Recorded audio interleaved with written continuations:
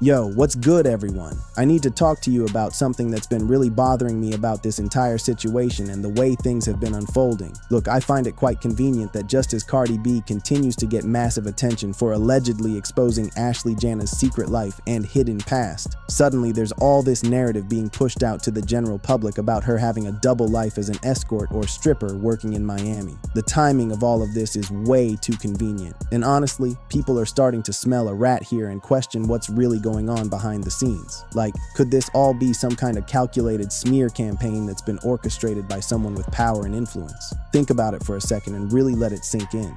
If they can make the entire world see Ashley Jana as a secret escort instead of a happy bride-to-be who was excited about her future and her upcoming marriage, it does make the claim that she took her own life way easier for the general public to believe and accept.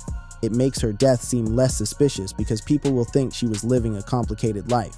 But ask yourself this very important question right now. Who actually benefits from this narrative being spread? Who gains something from people believing this story? Because from where we're sitting and looking at this whole situation critically, it looks like a desperate move to flip the script completely and get people scrutinizing Ashley's past and her personal choices rather than actually uncovering the truth about what really happened in that villa in Zanzibar. Honestly, I hope that we would have gotten real answers and clarity about this case by now, but it looks like there are still theatrics going on and people are trying hard to distract us from the actual facts and the real evidence. So let's get into it and break down what's actually happening here. So the thing is, apparently there's this person who is now saying that Ashley lived a complete double life, and they're allegedly confirming that Ashley had a second Instagram page that was dedicated to her being a stripper and offering various services, which was supposedly taken down and deleted from the internet. Now, I have not personally seen screenshots or any actual concrete evidence from a second account existing. But what I did notice when I looked at her active public account is that it has very few posts visible, which to some people could possibly mean that there was indeed another account where she posted other types of content that's no longer accessible or visible to anyone. Especially considering her Twitter account apparently has a lot of content that people are calling spicy and questionable. Allegedly, this person is also saying that they can confirm that Ashley was a bottle girl at a club in Miami, Florida, where she possibly met some of her alleged clients and regular customers. And if you look closely at Ashley's main public page and social media presence, you will realize that she wasn't actually selling products like a normal influencer would be doing to make money. She was selling a lifestyle and an image that didn't seem to have a clear and legitimate source of income that people could identify or trace. Well, as much as her close friends have come out publicly and said that Ashley had a hair care brand and she was actually doing pretty well financially with it, making decent money from it. But if Ashley was really doing so well financially with that brand and had a thriving business, where are the actual sales numbers and receipts? Where are the advertisements for the products? Why wasn't she consistently posting about her products on her page to promote them to her followers? Why wasn't she using her platform to grow that business? Honey, I know that a lot has already been said about Ashley Jana from other people online. Someone allegedly came out and said they personally knew Ashley in real life, and they made some very specific claims about her background. This person said no one else is willing to say it publicly, so they would say it themselves. They claim that Ashley may be an influencer now in her public image, but everyone in Miami knows she was a stripper at various clubs. They allege that Joe met her at a party where she was literally working the pole and dancing for money. She danced in his section of the club, and ever since they met, they've apparently been going around the world together fighting in luxury hotels for the last year and a half. They said these weren't peaceful trips. They were constantly arguing and fighting. This person claimed it wasn't even the first time they got engaged. It was actually the second engagement between them. They also said it wasn't the first time the police were called to one of their hotel rooms to break up one of their fights and separate them. They mentioned that Joe is currently the subject of a financial crime investigation by authorities and was taking profits from investments that were actually at a loss for years and got caught red-handed doing it. They described him as rich, janky, older, and having a massive power imbalance with Ashley, and suggested he picked her because of that power dynamic and the control it gave him. They said who knows what really happened that night in Zanzibar, but may she rest in peace, and may her family find the actual truth about what occurred. But they concluded this was 100% a very openly sugar baby, on steroids type of situation. The source claimed they personally know both of them, and that they have many mutual friends in common.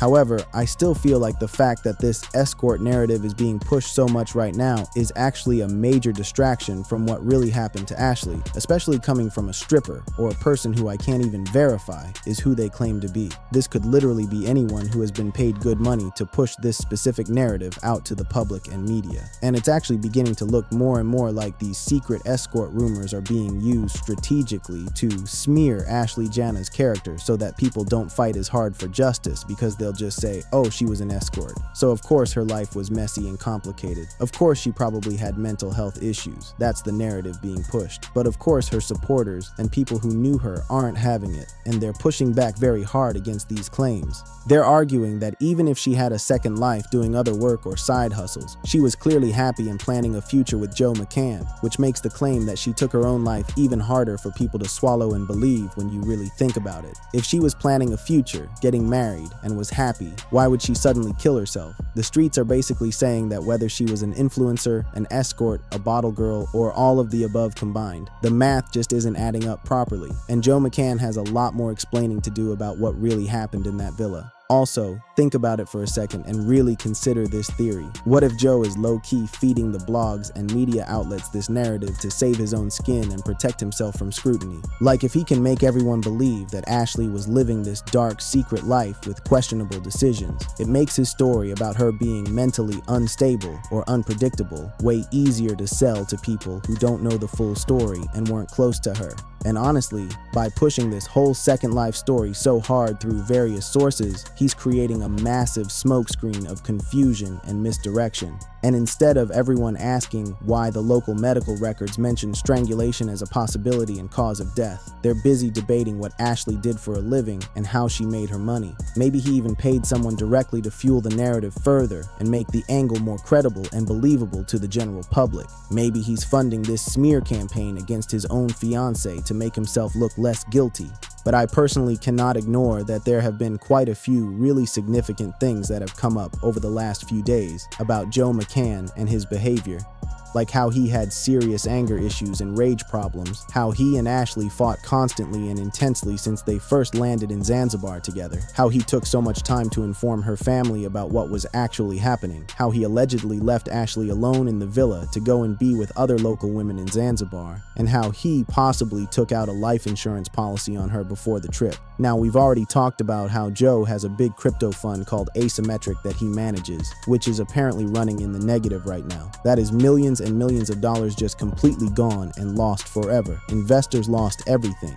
Then almost immediately after the fund crashed and he lost all that money and his reputation was damaged, he announced a new plan to raise $1.5 billion for a company called Accelerate. What people are saying is that for him to get access to that large amount of money without any suspicion or investigation from authorities and investors, he needed a major life event. He took out a life insurance policy on Ashley, proposed to her in a very high visibility and public way to prove the relationship was perfect and legitimate to the outside world, and then arranged for a tragedy to occur in a foreign country with very different legal standards and less oversight. Baby, it also doesn't help his case that the family said they first learned something was wrong when Joe McCann called to say Ashley was in the hospital, but the details were very limited and vague. The mom said she asked him when exactly it happened and where it happened, and he told her that something had occurred 11 hours prior to when he was reaching out to her to inform the family. They said communication then basically stopped completely and went silent, and the next update came from the hotel itself, which informed them their daughter had died. They have never heard from Joe McCann since that phone call. No condolences, no apologies, no participation in the funeral arrangements, no updates on what's actually going on or what happened because he's still in Zanzibar and apparently not cooperating. Nothing at all from him.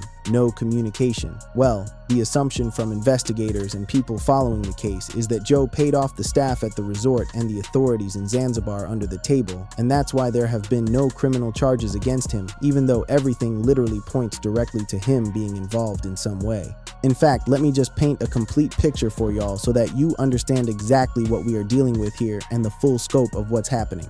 See, news of Ashley Jana's death was reportedly withheld from the public for 4 full days before anyone was allowed to talk about it, and no internal media platform dared to provide coverage because it was apparently forbidden by someone with power and influence. Some controlled reports were only released after the incident got major traction from international news sources picking up the story and running with it, and even those reports that were released had a lot of inconsistencies and contradictions that don't make sense. The only official report they gave out to the public is that Ashley and Joe had a serious argument that led to them being separated into different rooms that were 8 to 10 minutes away from each other by walking distance. Then on the day Ashley was found dead, one of the hotel attendants was doing his regular evening rounds checking on guests when he visited Villa number 25, where Ashley was staying at that time. At that point, she told him that she needed a phone charger because hers wasn't working properly. The attendant was nice and gave Ashley his own personal phone charger so she could charge her device. Then he proceeded to check on the guests in the neighboring villas, 24 and 26, but Ashley had told him specifically to come back after about 10 minutes to retrieve his charger back since she would only need it briefly.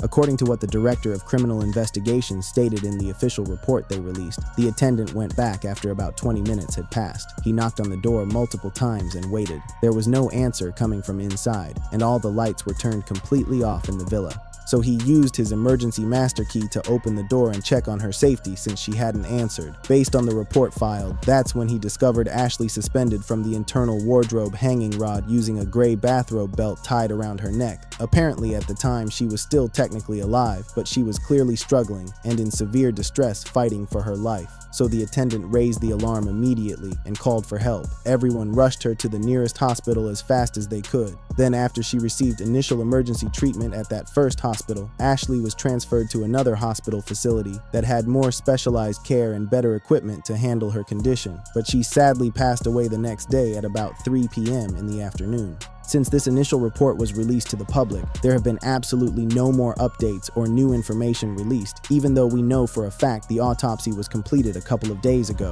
So what people are thinking and theorizing is that Joe McCann paid off whoever he needed to pay to sanitize the autopsy report and make it seem like Ashley really took her own life when that might not be what actually happened at all. Personally, I'm still struggling to understand logically how Ashley managed to tie herself up inside the wardrobe in complete darkness, because the report stated that the lights were completely off when the attendant walked into the room. Also, can a person really even die like that from being suspended in a wardrobe? Something just doesn't add up logically when you think about it carefully. And until I see actual video footage of a conversation between Ashley and the attendant, and an actual visual exchange of the phone charger, and evidence that nobody suspicious walked in and out of her room during that time, I don't believe any of the official story they're telling. Also, why are the authorities treating the autopsy report like it's some kind of state secret that the public and the family shouldn't be allowed to see? Ashley Jana's father, Harry Robinson, confirmed that an autopsy was completed on April 14th, but the family has faced an absolutely agonizing and painful limbo while they're waiting for the full written report and waiting for the release of her body so they can bring her home to the United States and properly bury their daughter. So you see why Ashley Jana's supporters and friends are absolutely convinced that this escort narrative being pushed by Cardi B and others is being used as a calculated distraction from the real issues at hand, because there's so much that doesn't make sense about the official story and the timeline they gave. And if people keep focusing only on Ashley's past and her personal choices rather than the actual circumstances of her death and what really happened, we will completely lose the plot and miss the truth. The real story here is what happened in that villa that night, not what Ashley did for work or how she made her money. The real question is whether Joe McCann had anything to do with her death. That's what matters. Let me know what you think about all of this and where your head is at regarding this case. Drop your thoughts and theories in the comments section below because I genuinely want to hear what you're thinking.